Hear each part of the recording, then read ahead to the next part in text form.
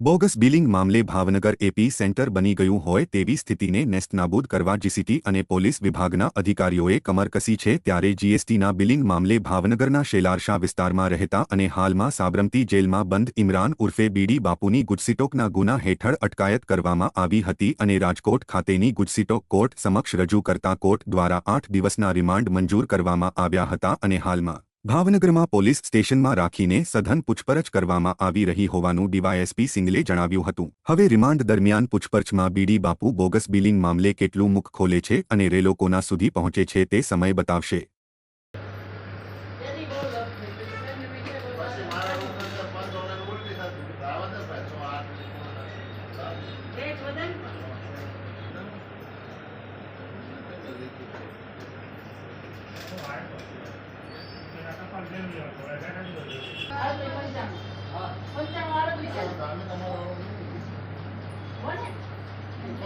દે રહ્યા